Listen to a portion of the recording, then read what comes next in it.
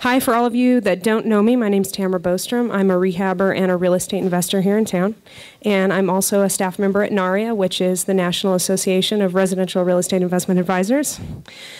And I'll get right into this because I know we're short on time. I want to give you guys a little update on what's going on in the lending industry right now.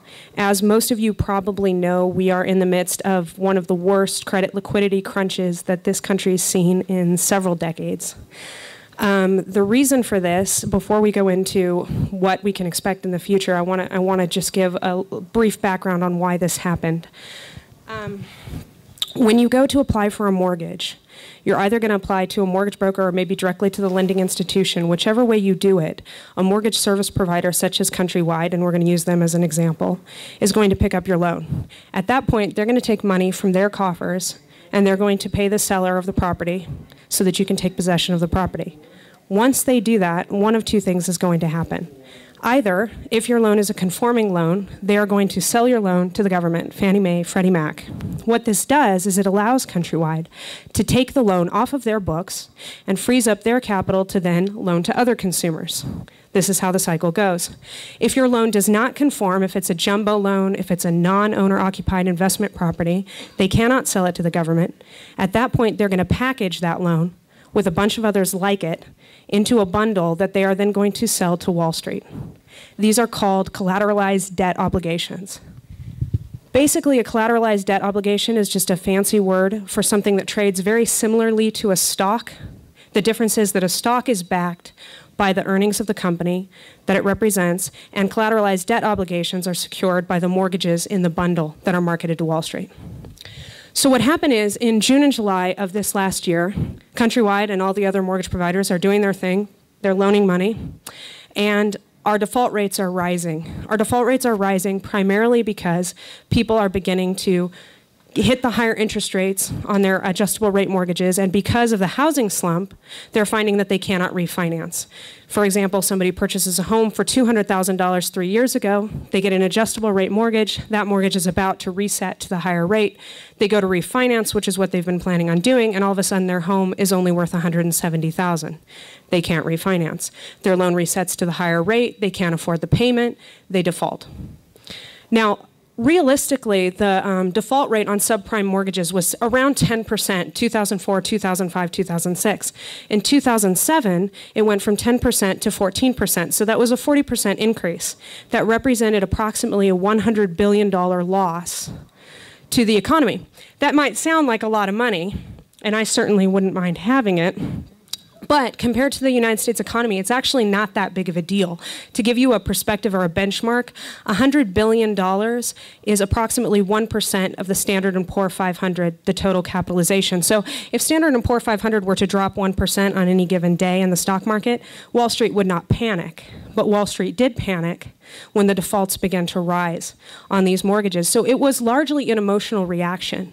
But what happened was the investors that normally purchase these collateralized debt obligations, which is foreign and domestic banks, large institutional investors, pension funds, hedge funds, they almost completely stopped buying CDOs. It made collateralized debt obligations almost completely worthless. And so what happens is you have a company like Countrywide, who instead of being able to sell their mortgages to Wall Street, now has them sitting on their books. Their capital goes down, and if you're a smaller company and you don't have access like Countrywide did to $12 billion to bail you out, then you went out of business, which is why we've seen mortgage provider after mortgage provider going out of business over the last several months. So realistically, what this means for the housing market, as you all probably know, the lending situation is a serious drag on the housing market. I don't expect the housing market to improve much until our lending situation gets a little bit better. It's not going to go back to normal, what it was the last 3 or 4 years. It actually will go back to normal, which is what it was 10 years ago. So we have two major factors that might influence that in the short term. The first, which Glenn already spoke about, is when the Fed meets in September. It's pretty much universally expected that the Fed will cut rates in September. I personally believe that the 0.25% cut is already built into the market. If we only see a 0.25% cut, I don't think that that's going to provide really any good whatsoever. If the Fed does go ahead and cut the rates by 0.5% in September, and if they follow that with a cut, which a lot of people are anticipating in November and again in December, if we see the rate fall by a full 100 basis points before the first of the year, then I think that that might have some effect on the mortgage situation. It's not going to have a direct effect as you might think, because even though the rates dropping 1% will allow people's arms that are resetting to not reset to as high of a number, as I said before, the reaction was mostly emotional. So therefore, the fix might be mostly emotional as well. If the Fed lowers the rate and Wall Street reacts by having a more bullish view on the economy as a whole, then we might see them start to buy paper again, which is really what has to happen in order for there to be a positive upswing in the credit liquidity situation. The second thing that could happen is the Democratic senator from New York has introduced a bill into Congress that is asking for Congress to set aside, I believe it's $160 billion in emergency funds, and to change the regulations for Fannie Mae and Freddie Mac to allow them to do two things. First, they want to use about half of that money to allow the government to refinance some of the subprime mortgages that are not able to be refinanced right now because these people don't have equity in their homes. If they were to do that, the theory is that there would be less defaults.